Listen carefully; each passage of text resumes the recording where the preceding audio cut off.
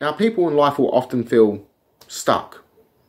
And this is because of the lack of self-love, the lack of self-reflection, the lack of self-progression, the lack of a goal, the lack of a vision of where you can see yourself. People get caught up in their comfort zones of bad habits, bad routines, of hanging around the wrong people, seeking approval from the wrong people, afraid of making change, and thus blocking their self-growth.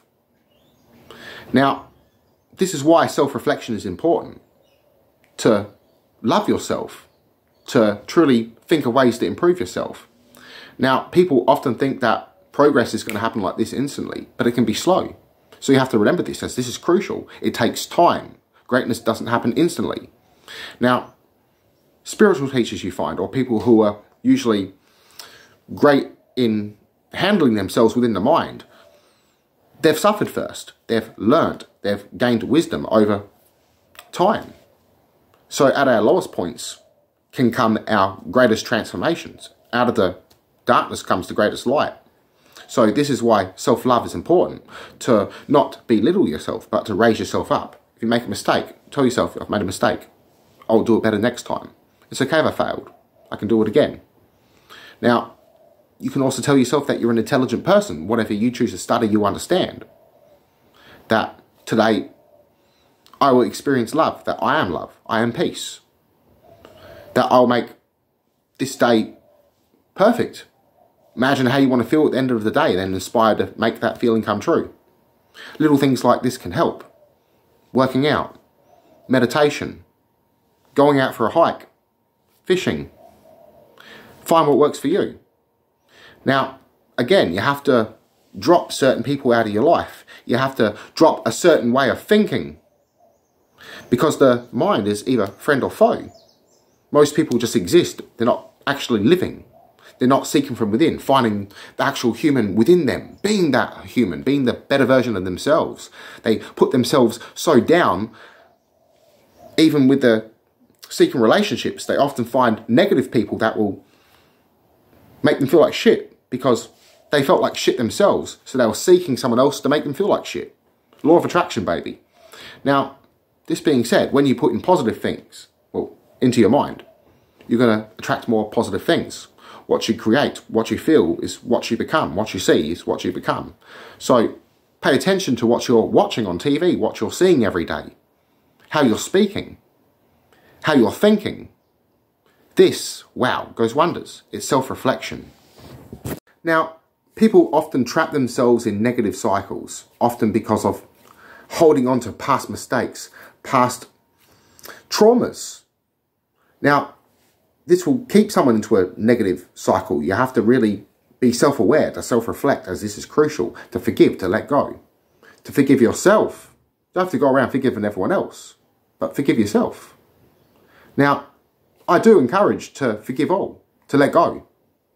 The reason I say this is that way it's not burdening you, it's not holding onto your heart. Because it's not the opinion of something that has upset you, it's your opinion of it. Now, things happen and it sucks. And it's okay to feel sadness. It's okay to feel anger. It's okay to feel grief. But eventually you have to let it go. Now, this is why I say self-reflection is important, to let the past wounds heal. To shift that perspective into a loving perspective. You feel sadness, you feel hate. Shift it into something loving that inspires you. That today I'm making this different. Today I'm making progression. Today I'm starting something new. Today I'm going to be spending the day reading. Today I'm going to be spending the day making art, poetry. Now, even working out, going for a run, going for a walk, going out in nature, going without your phone, practicing being in the present moment.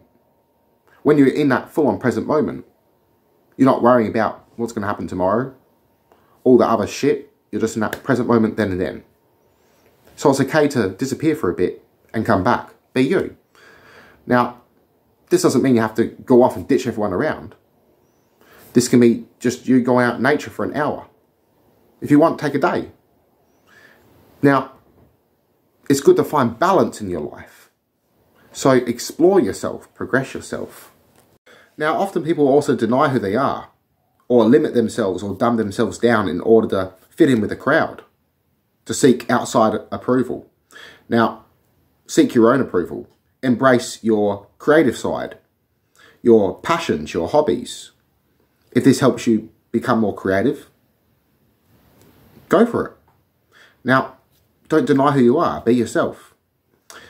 So, another thing is to stop hanging on to the past guilt, the past mistakes. Now, rather use this as a teacher to guide you, to make you a better person, to progress you. The past doesn't matter. It's the present now, who you are now, in this moment now, in your mind.